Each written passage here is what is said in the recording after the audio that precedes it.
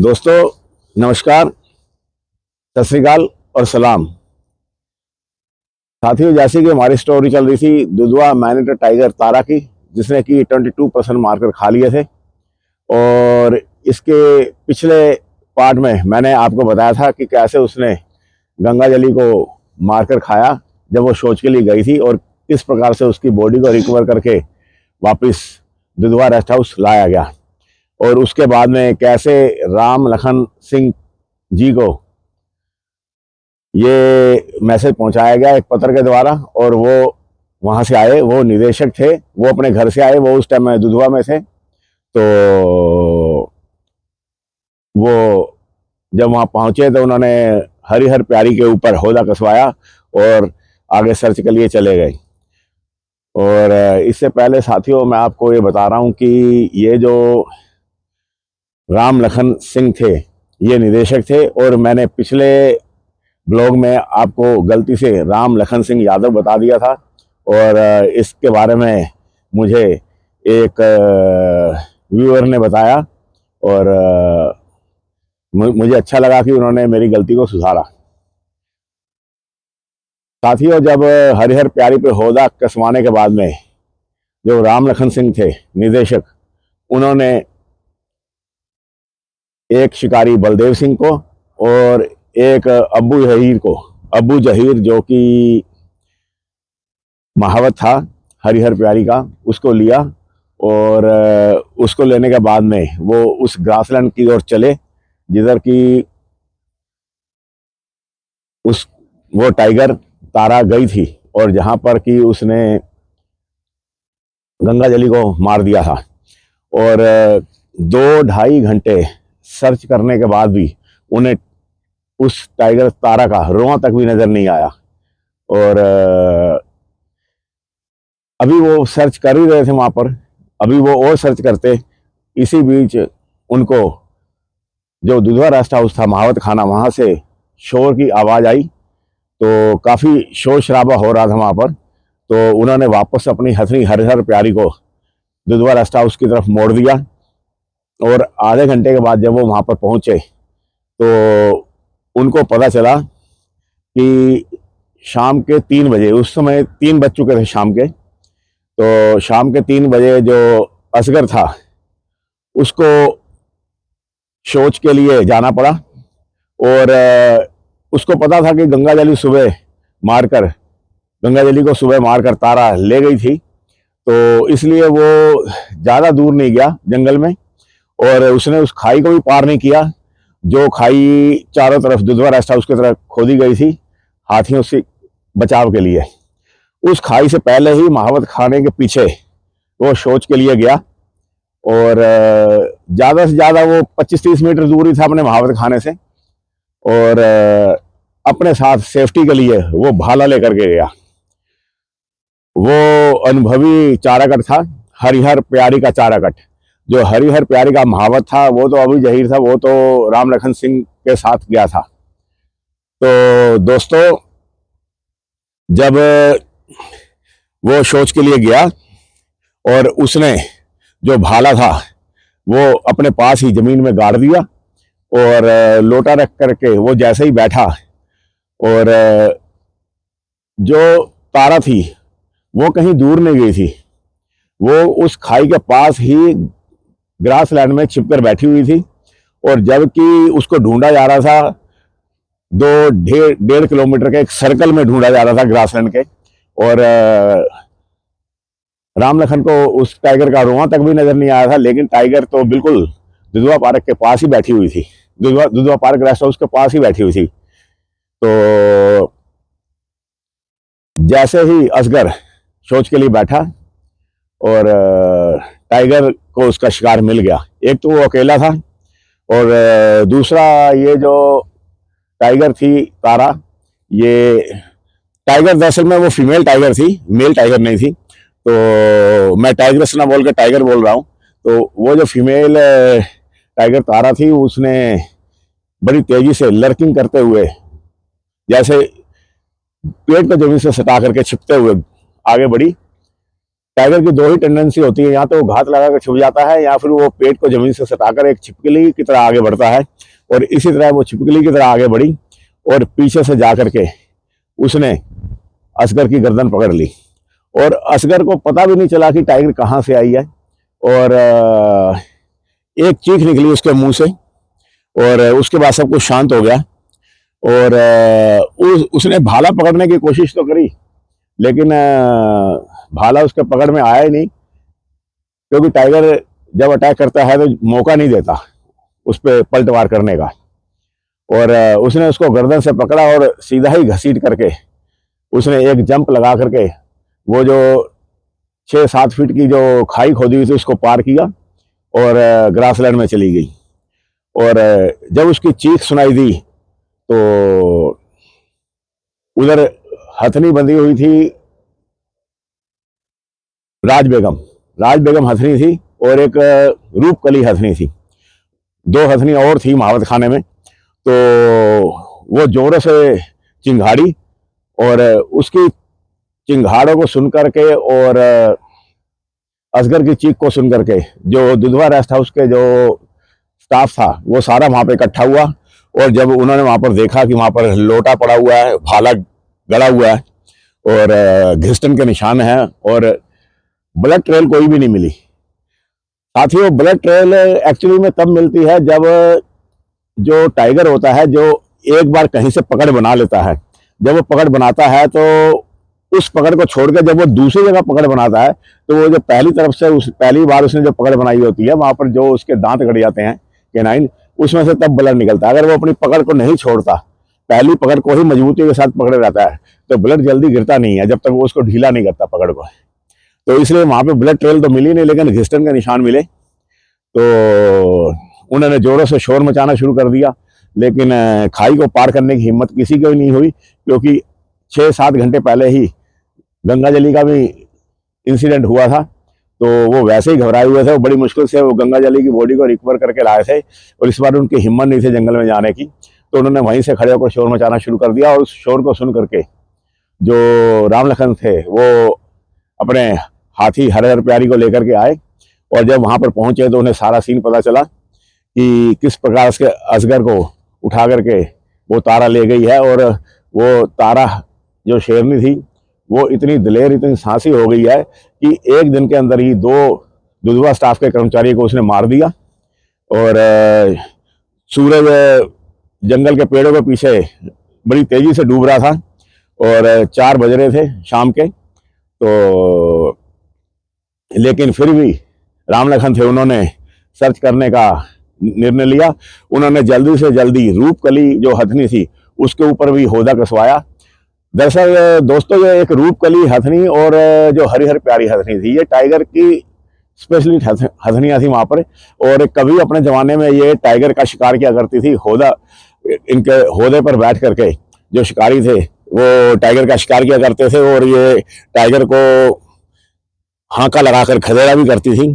तो इसलिए उसने रूपकली को भी लिया और हरिहर प्यारी को भी लिया और राज बेगम जो हथनी थी उस पर भी होदा कसवा करके उसे दुधवा रेस्ट हाउस की सेफ्टी के लिए वहीं छोड़ दिया कि वो पेट्रोलिंग करे वहीं पे आसपास, ताकि ये शेरनी दोबारा ना आए, क्योंकि बहुत भयभीत हुए पड़े थे कर्मचारी वहां के। तो इसके बाद साथियों वो ग्रासलैंड में आगे बढ़े और 2.5-3 घंटे तक, शाम के करीब 7 बजे तक, और जब अंधेरा होने का आ गया तब तक वो सर्च करते रहे, लेकिन असगर की बॉडी नहीं मिली। और उन्होंने सर्कल में उसको सर्च किया और फिर उस सर्कल को कभी बड़ा कर देते थे, फिर और बड़ा कर देते थे। ऐसे करते करते उन्होंने 2.5-3 घंटे वेस्ट कर दिए, लेकिन बिल्कुल नहीं मिला टाइगर। और ये टाइगर छिपने में इतनी महारत हासिल थी कि इसका पता ही नहीं चला कहाँ लेगी वो असगर को, क्योंकि पहले तो उसके घिस्टन के निशान थे, उन्होंने उस घिस्टन के निशानों का पीछा किया। और जब घिस्टन के निशान ग्रासलैंड में जब जा रहे थे तो शुरू में जो ग्रास थी आसपास की वो थोड़ी छोटी थी। दरअसल में दोस्तों ऐसा होता है, जो रेस्ट हाउस के आसपास की जो ग्रास होती है उसका कुछ सर्टेन एरिया लगातार काटते रहते हैं ये जंगलात वाले, क्योंकि रेस्ट हाउस के आसपास कोई जंगली जानवर जल्दी से छिप ना सके और कोई हो भी तो वो दिखाई दे जाए। लेकिन दोस्तों की घास तो बड़ी होती रहती है वो, लेकिन वो इतनी बड़ी घास नहीं थी, 2.5-3 फीट की घास थी, और उसके बाद वो ही ग्रासलैंड आगे 5-5, 6-6 फीट की हो गई थी। तो वो जो 2-2.5 फीट की जो ग्रास थी उसमें तो वो ड्रैग करके लेती चली गई, क्योंकि वो ग्रास लेफ्ट राइट दोनों तरफ बिखर जाती थी उसके ड्रैग करने से, और वो लेती चली गई। उसके बाद में जब ग्रास बड़ी आ गई, ऊंची ग्रास आ गई, तो वहां पर उसको घसीटने में ताकत ज्यादा लगने लगी, तो उसने गर्दन से पकड़ छोड़ी और उसके बाद से उसको कमर से लिफ्ट कर लिया। कमर से लिफ्ट करने से एक ये हुआ कि उसका एक तरीके का बैलेंस बन गया दोनों तरफ, और उसने पूरा ही जमीन से 2-2.5 फीट उसको लिफ्ट कर लिया और उस ग्रास लैंड के बीच में से होकर के जाने लगी। और अब उसकी ब्लड की ट्रेल बनने लगी, क्योंकि उसने गर्दन की पकड़ छोड़ दी थी और गर्दन से ब्लड रिस रिस कर गिर रहा था। और यहाँ तक तो हरिहर प्यारी और रूपकली ने उनका पीछा किया, उसके ऊपर बैठे हुए थे राम लखन सिंह और शिकारी बलदेव। तो जब वो उस ट्रेल का पीछा करते हुए गए तो आगे लेंटाना की घनी झाड़ियां शुरू हो गई, और शेरनी उस लेंटाना की झाड़ियों में ओझल हो गई, और उस लेंटाना की झाड़ियों में काफी खोजा गया हथनी को, लेकिन वो नहीं मिली। और जब सूरज डूबने को लगा और अंधेरा होना स्टार्ट होने लगा तो वो वापस रेस्ट हाउस की तरफ चल दिए, और रेस्ट हाउस में पहुंच करके उन्होंने बताया कि असगर की बॉडी नहीं मिली है। तो वो असगर की बॉडी को उस तारा शेरनी के स्पुर्द में ही छोड़ करके आ गए, और सारी रात उन्होंने बड़ी बेचैनी में काटी, और रात भर बैठ करके चाय पीते रहे, प्लानिंग बनाते रहे कि कैसे इसको किल किया जाए, क्या किया जाए, कैसे सेफ्टी करी जाए दुधवा रेस्ट हाउस के कर्मचारियों की। क्योंकि इस दुधवा रेस्ट हाउस के बीच में से ही वो कंपाउंड के बीच में से ही वो 2 कर्मचारियों को उठाकर ले गई थी। तो जैसे ही सुबह की पहली किरण फूटी, सूरज उगा, तो उन्होंने तीनों हथनी को लिया। इस बार राज बेगम को भी लिया और हरिहर प्यारी और रूपकली, तीनों हथनी को लिया, और सब लोगों को ये तस्दीक कर दिया कि वो अपने कमरों से बाहर नहीं निकले, और वे कमरों से बाहर भी निकलते हैं तो एक जगह इकट्ठे रहे। तो अब उन्होंने अपनी जो सर्चिंग पार्टी की शुरुआत थी वो करी वहीं से, वो जो लेंटाना की घनी झाड़ियां थी। तो उस लेंटाना की घनी झाड़ी के आसपास जब वो उसको खोजते रहे, तो फाइनली उनको लेंटाना की घनी झाड़ी के बीच में असगर की बॉडी मिल गई, और 2 हथनियों को वहीं पर छोड़ करके राज बेगम जो हथनी थी वो वापस आई, और वहां से वो चारपाई लेकर के आए, और साथ में और कर्मचारी भी बैठा करके लेके आए, और एक घेरा बनाया गया हाथियों का, और चारपाई के ऊपर असगर की बॉडी को डाल करके उसको रेस्ट हाउस लाया गया। लेकिन जो शेरनी थी वो वहां पर मिली नहीं, पर सेफ्टी के लिए उन्होंने हाथियों के पैरे में उसकी बॉडी को लेकर के आए। और दोस्तों दरअसल में ये जो शेर होते हैं ये क्या करते हैं कि अगर तो शिकार का साइज बड़ा हुआ, अगर शिकार का साइज बड़ा हुआ तो ये उस शिकार को एक बार में नहीं खा पाते। अगर शेर भूखा हो तो 15 से 20 किलो तक मीट खा लेता है, नहीं तो अमूमन उसको चिड़ियाघर में 7-8 किलो मीट ही दिया जाता है एक शेर को रेगुलर बेसिस पर। और जंगल में तो शिकार है रोज तो मिलता नहीं, तो इसलिए जंगल का जो शेर होता है वो 15-20 किलो के आसपास वजन का मीट खा लेता है। और उसके बाद में जो उसका शिकार बचता है उसको गिद्धों से, कौओं से, या जो और स्क्वेंजर होते हैं उनसे बचाने के लिए वो झाड़ी में छिपा कर रख देता है, और पास के ही या कहीं आसपास वो किसी झाड़ी में छिप करके अपना दिन बिताता है। तो जब वो उसकी बॉडी को ले आए तो उन्होंने उसके बाद दोबारा उन्होंने ये डिसीजन लिया कि इस शेरनी का पीछा किया जाए और वहीं पहुंचा जाए, वहीं कहीं आसपास या झाड़ियों में सोई होगी तो उसका पीछा किया जाए और उसे गोली मार दी जाए वहीं पर सर्च करके। तो उन्होंने हथनी रूपकली और हरिहर प्यारी दोनों से वहां पर सर्च करा, और सर्च करने के बाद में जब उन्हें वहां पर कुछ नहीं मिला तो उन्होंने सर्च करना छोड़ दिया, क्योंकि उन्हें पता था कि 3-4 बजे से पहले शेरनी उठेगी नहीं अगर कहीं भी सोई होगी। तो ये 3-4 बजे अपने आप उठेगी और तब शाम को इसकी सर्च करेंगे। तो वो वापस दुधवा रेस्ट हाउस की तरफ जब आने लगे तो दुधवा रेस्ट हाउस की तरफ से भयानक चीखें आने लगी और इन्होंने अपनी हंसने को दौड़ा करके जब वहां पर पहुंचे तो इन्होंने वहां पर देखा कि जो तारा शेरनी है वो अपने दोनों बच्चों के साथ में उस चारपाई से, जिस चारपाई के ऊपर असगर की बॉडी रखी हुई थी, उससे सिर्फ 25-30 फुट दूर खड़ी होकर जोरों से गुर्रा रही है। और दूसरी तरफ जो महावत खाना है उसके आसपास 15-20 बंदे डरे सहमे खड़े हैं और छुपने की कोशिश कर रहे हैं इधर उधर, और वो भयानक रूप से गुर्रा रही है। और जब ये वहां पर पहुंचे तो इनको देखकर भी वो बिल्कुल भी नहीं डरी और उसका गुर्राना जारी रहा। कभी कभी बच्चे भी गुर्राते थे और बच्चों की उम्र करीब 18 साल के आसपास, 18 साल नहीं 18 महीने के आसपास की रही होगी। तो 18 महीने यानी 1.5 साल का जो बच्चा होता है वो काफ़ी ग्रोइंग होता है और काफ़ी बड़ा लगता है देखने में और आसानी से इंसान को मार सकता है। तो इन्होंने हवाई फायर करके उस शेरनी को और उसके बच्चों को वहां से भगाया और जब हवाई फायर किया गया तो वो घास के ग्रासलैंड में, जो ग्रासलैंड था वहाँ घास का मैदान, उसमें वो चले गए। और ये सिचुएशन तो बड़ी ही खतरनाक हो गई थी और काफ़ी चैलेंजिंग हो गया था राम लखन सिंह के लिए कि 2 शिकार मारने के बाद शेरनी इतनी दिलेर हो गई थी, वो तीसरी बार फिर दुधवा के कंपाउंड में आ गई और वहां पर कर्मचारियों को गुर्रा कर डरा रही थी। तो उन्होंने डिसीजन लिया कि इसको सर्च किया जाए ग्रासलैंड में और इसका पीछा किया जाए। और जब वो उस ग्रासलैंड में गए और उन्होंने रूपकली हंसनी को लिया और हरिहर प्यारी को लिया और ग्रासलैंड में उसका पीछा करने लगे, तो जो हरिहर प्यारी हंसनी थी और रूपकली वो अपने सूंड से स्मेल लेकर के बता रही थी कि ये यहाँ से गए हैं, यहाँ से ये जो शेरनी और उसके बच्चे इस पास से गए हैं। दरअसल में दोस्तों अगर टाइम ज़्यादा हो जाए तो जो स्मेल होती है वो मर्ज हो जाती है, तो इसलिए हाथी या कोई और भी उसकी स्मेल को पकड़ नहीं पाते। हालांकि जो हाथी होते हैं उनकी स्मेलिंग पावर बड़ी स्ट्रॉन्ग होती है, तो इसलिए वो थोड़ी देर पहले ही वहाँ से निकले थे तो आराम से हरिहर प्यारी उनका पीछा कर रही थी।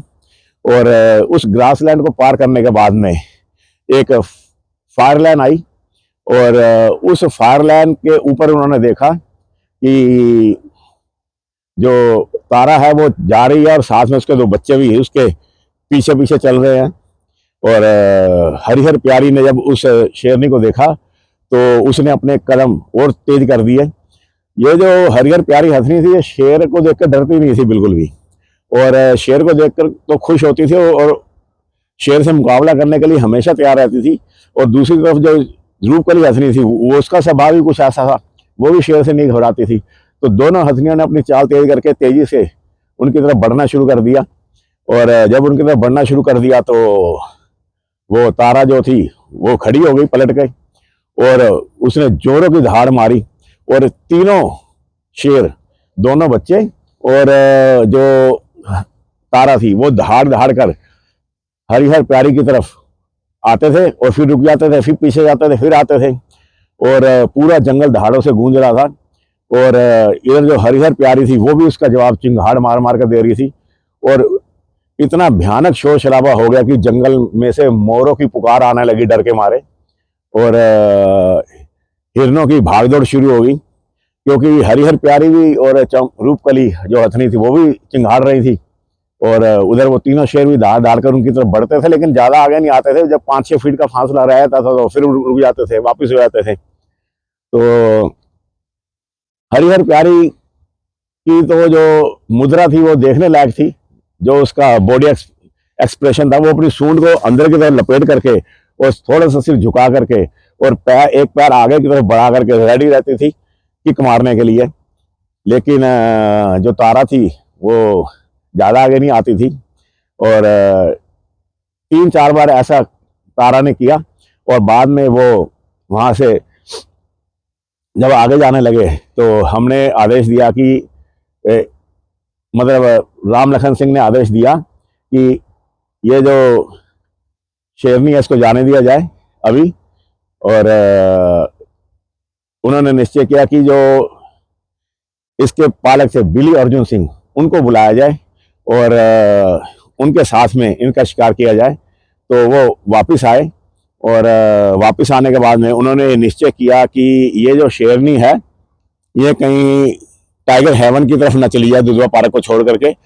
इसलिए जहां पर कि शेरनी अटैक कर रही थी इनके ऊपर, एक पाड़ा यानी भैंस का बच्चा वहां पर बांधा गया और वहां एक पेड़ के ऊपर मचान बंधवाई गई और एक जो पाड़ा था वो बांधा गया उस जगह पर जहां पर कि असगर की बॉडी को रिकवर किया गया था, वहां पर भी एक मचान बांधा गया। और इस तरह 2 जगह मचान बंधवा करके उस शेरनी को जंगल में ही रखने का निश्चय किया गया और बिली अर्जुन सिंह को मैसेज दे दिया गया कि कल उनको आना है।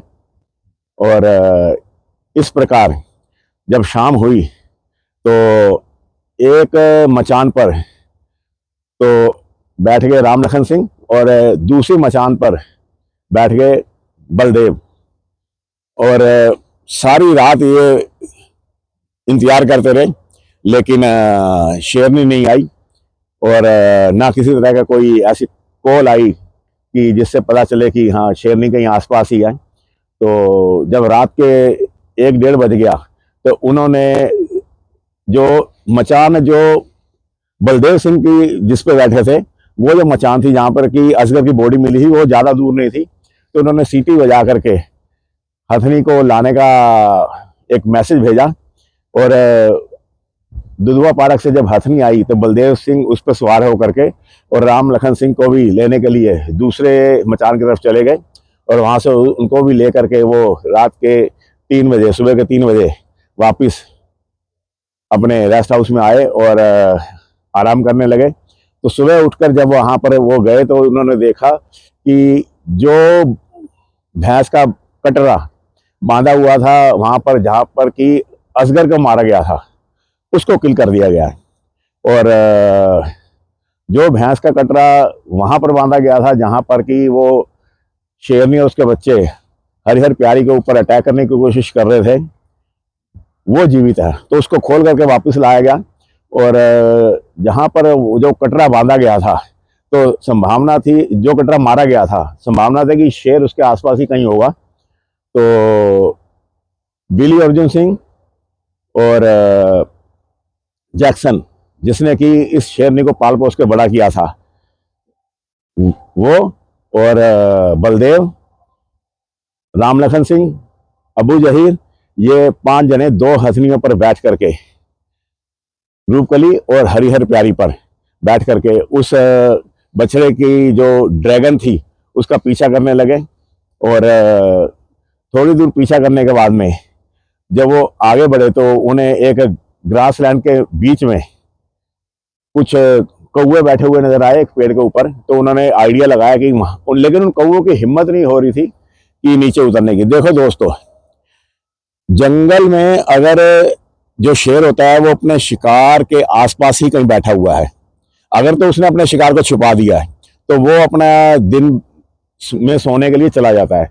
लेकिन अगर उसे डर हो कि उसके शिकार को चुरा लिया जाएगा या कोई स्क्वेंजर खाएगा तो उसके आसपास ही वो सोता है, रेस्ट करता है। और जब वो शिकार के आसपास होता है तो जो चील कौवे होते हैं या गिद्ध होते हैं जो पेड़ों पे बैठे होते हैं, लेकिन वो नीचे नहीं उतरते। वो शिकार खाने के लिए पेड़ के ऊपर बैठे तो होते हैं लेकिन नीचे नहीं उतरते। तो इसका मतलब वो नीचे नहीं उतरते तो इसका मतलब ये है कि शेर वहीं कहीं आसपास है।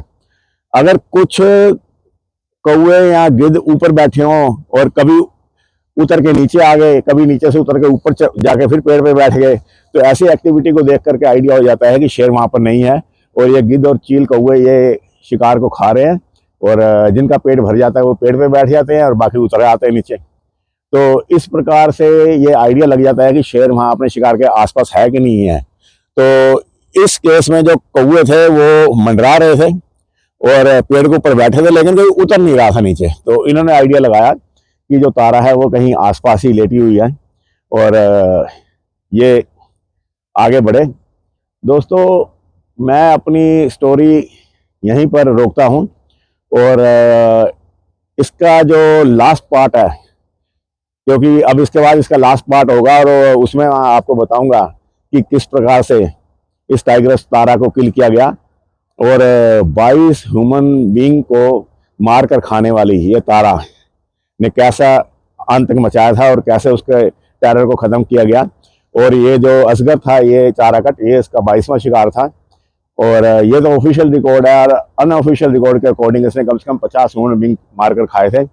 और आज़ादी के बाद सबसे ज़्यादा मैन ईटिंग करने वाली ये टाइगर्स थी। ओके दोस्तों, नमस्कार, सत श्री अकाल और सलाम दोस्तों।